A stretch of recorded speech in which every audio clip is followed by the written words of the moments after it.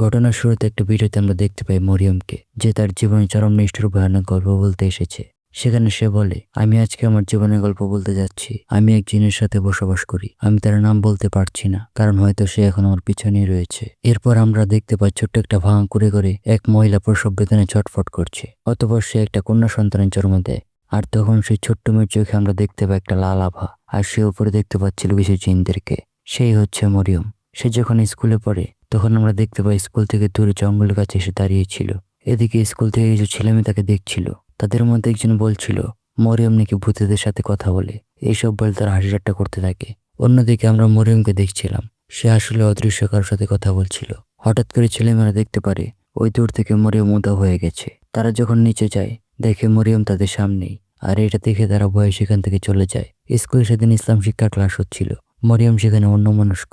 তখন তার ম্যাডাম তাকে প্রশ্ন করে, আদম হওয়ার ইতিহাসটা ব্যাখ্যা করো তো। কিন্তু আজব বিষয় হচ্ছে, সে তা না বলে তার ভেতর থেকে কোনো এক গম্ভীর আওয়াজে সে আরবি ভাষায় কথা বলতে থাকে। কিন্তু কেউ তার কথা বুঝতে পারছিল না। তবে সে সেখানে বলছিল, ইফরিত জিনেরা সুলাইমান আলাইহিস সালামের যুগ থেকে এখানে রয়েছে। মানে বন্ধুরা, ম্যাডাম তাকে প্রশ্ন করেছিল আদম হওয়ার ঘটনা বলতে, সেখানে সে ইফরিত জিনের ঘটনা বলছে। বাকি ছাত্রছাত্রীরা দুষ্টামি করতে শুরু করে, বলতে থাকে, আরে মরিয়ম, তোর ভেতরে ভূত এগুলো বলাচ্ছে নাকি? তৎক্ষণাৎ ভেতরে জিনটা রেগে যায়।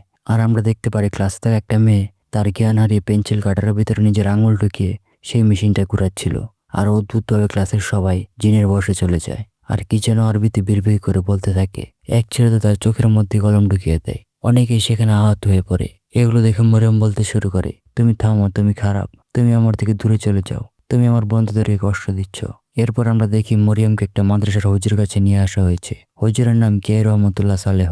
তিনি রুকিও শুরু করেন। আশেপাশে অনেকেই কোরআন তেলাওয়াত করছিল। কিন্তু হঠাৎ করে মরিয়ম গিলগিল করে আসতে শুরু করে। কে জিজ্ঞেস করে, তুমি কে? সে বলে, হে দুর্বল মানুষ, এ মেয়েটি আমার, আমি তার সাথে জন্ম থেকেই রয়েছি। তখন কে জিজ্ঞেস করে, তোমার গোত্র কি? সেটা বলে উঠে ইফরিত। এটা বলে হাসতে শুরু করে। অদ্ভুতভাবে দাঁড়িয়ে সেখান থেকে পরা পানির বোতলগুলো নষ্ট করতে শুরু করে। কে কোরআন তেলাওয়াত করতে শুরু করে, আল্লাহর কাছে সাহায্য চায়। যে কারণে মেয়েটির ভেতর থেকে সেই জিনটা বের হয়ে যায়। কে বুঝতে পারে এখনো জিনটা এখান থেকে যায়নি, যদিও মেয়েটাকে ছেড়ে দিয়েছে। সে তিলাওয়াত আরো তীব্রভাবে চালিয়ে যায়। জিন সেখানে না থাকতে পেরে সেখান থেকে তো চলে যায়, কিন্তু সেখানে যারা তিলাওয়াত করছিল তাদের সকলকে রক্তবমি করিয়ে তারপর সেখান থেকে যায়।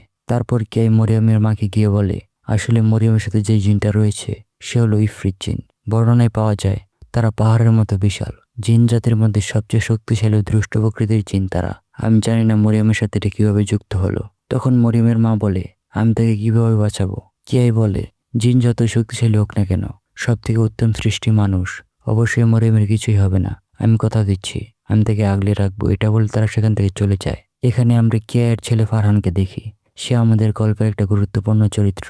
সে হিফজ কমপ্লিট করেছে, এবার পড়াশোনার জন্য বাইরে যাবে। মরিয়মও বড় হয়েছে। আমরা দেখি সে একটা ছোট্ট বাক্সতে একটা নেকলেস পরে। তখন তার মা এসে বলে, তোমাকে যে এই নেকলেসটা দিয়েছে সে বাইরে অপেক্ষা করছে। মরিয়ম সেখান থেকে যাওয়ার সময় আয়নাতে তার ছায়া মূর্তিটা সেখানে দাঁড়িয়েছিল, যা দেখতে খুবই ভয়াবহ লাগছিল। বাইরে যাওয়ার পর আমরা একটা ছেলেকে দেখি। ছেলেটির নাম বাকাস।